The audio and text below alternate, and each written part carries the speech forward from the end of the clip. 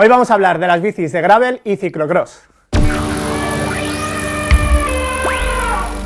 Las bicis de gravel son una variante del concepto más amplio Adventure, con una gran implantación en USA que ya están entrando con fuerza en Europa.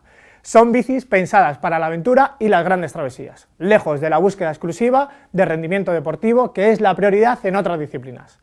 Son bicis para largas distancias y muy polivalentes. Centrándonos en las de gravel, están inspiradas en las bicis de ciclocross. Ambas parten de las bicis de carretera, ofreciendo la posibilidad de alternar las vías asfaltadas con pistas de tierra y caminos. Pero las nuevas gravel las dotan de notables cambios en la geometría y numerosas posibilidades para montar portabultos y otros accesorios que las hacen más polivalentes y cómodas para la mayoría de los usuarios. Las diferencias que ambas presentan con respecto a las de carretera hacen posible su uso fuera del asfalto y sobre todo con arena, grava y barro, bastante habitual en carreras de ciclocross. Las dos tienen un paso de rueda más amplio, tanto en el cuadro como en la horquilla, para usar neumáticos más anchos con dibujo marcado o taqueado. Usan pedales de MTB y en ambas se ha generalizado el uso de frenos de disco, buscando una mayor efectividad de frenada en las extremas condiciones, todoterreno y en los descensos, incluso con las manos agarradas en el escalador. Pero fuera de estos elementos comunes, el uso objetivo de cada una de ellas marca grandes diferencias en la geometría y componentes de ambas. El CX o ciclocross es pura competición, y las bicis de esta modalidad tienen una geometría similar a las bicis de carretera, más racing e incluso aeros, con las vainas y el tubo horizontal más corto para hacerlas muy rígidas y reactivas. Podéis repasar estos conceptos en los dos vídeos que hemos publicado sobre geometría. También presentan mayor altura de pedalier para que los pedales no tropiecen en los obstáculos de los circuitos, y sus geometrías y componentes dan prioridad al rendimiento, sin concesiones a la comodidad. El peso también es importante, tanto por la velocidad de las carreras como por el porteo de la bici, maniobra bastante frecuente que también es una de las causas de que los cuadros se diseñen con el tubo horizontal paralelo al suelo y sin slooping. Las bicis de gravel, en cambio, no están pensadas para la competición, sino para recorrer largas distancias alternando carreteras, sin importar el estado del firme, y pistas y caminos de tierra sin dificultades técnicas extremas. Para ello, se diseñan con una geometría mucho más cómoda y estable, que se consigue con la menor altura del pedalier y la mayor distancia entre ejes que les dan las vainas y el tubo horizontal más largos.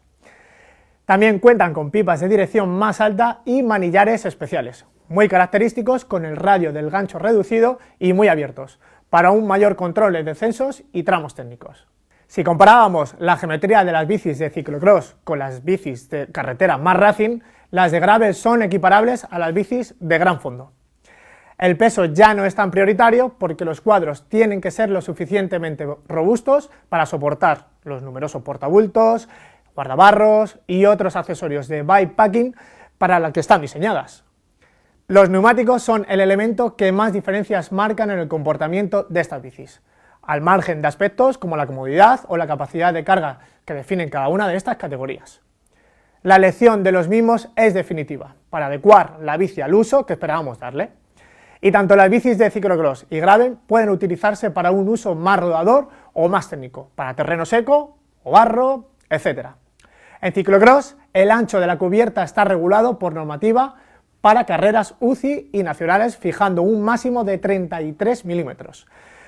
Pero en carreras de rango inferior o uso recreativo se pueden montar cubiertas más anchas y los cuadros suelen ser compatibles con medidas de hasta 42 milímetros, habitualmente igual que las de gravel, aunque estas suelen llevar de serie neumáticos que rondan los 38-40 milímetros.